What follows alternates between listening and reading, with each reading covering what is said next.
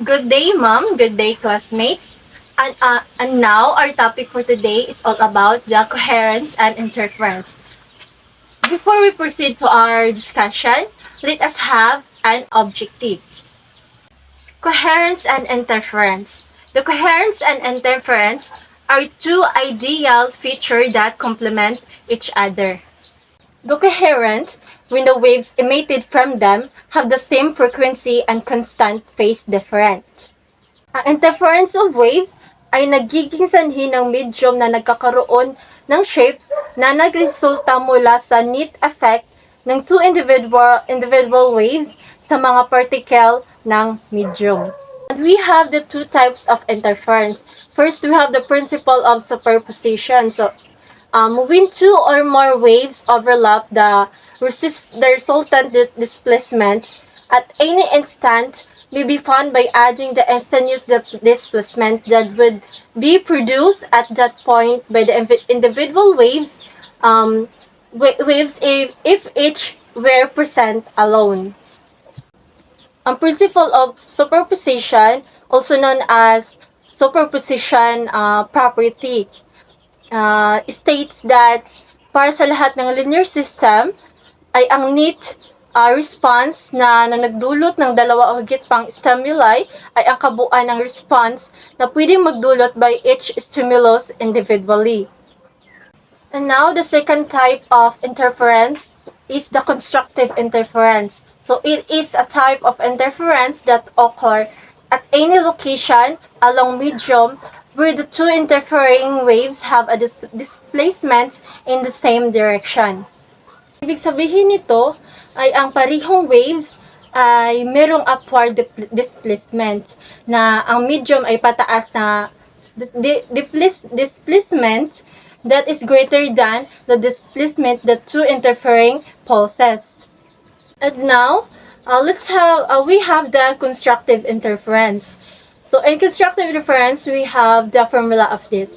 So it is the delta equals the mass plus 1/2 wavelength over n. So ang n dito ay ito yung index of refraction. In destructive interference, so it is the interference that occur at any location along the medium. So in constructive interference has the same direction. Dito naman sa destructive interference is opposite direction, where where the wave interfering the displacement. And now, let us talk about the interference versus coherent sources and the types of coherence. But first, we need to dig deeper what is interference sources. In short, that coherent sources are the main sources of light, while interference seems as secondary sources. Without coherence, the phase difference between two interfering waves meeting at any point will change continuously and a sustained interference pattern will not be obtained. And now, let's talk about the types of coherence, which are temporal coherence and spatial coherence.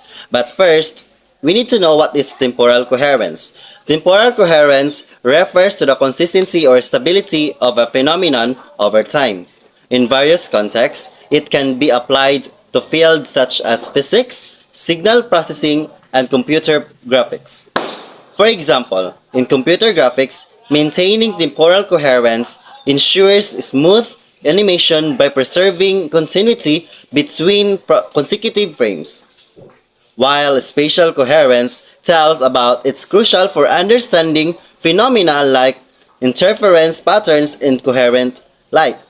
In broader terms, spatial coherence is relevant in fields such as imaging signal processing, and wave physics, where the arrangement of components or data are in points in space plays a significant role. And now, let's have some examples of coherent and incoherent sources. But first, we need to talk about the coherent sources. In the realm of audio coherent, such as speakers, emitting synchronization sound waves contribute to a uniform and reinforced acoustic experience.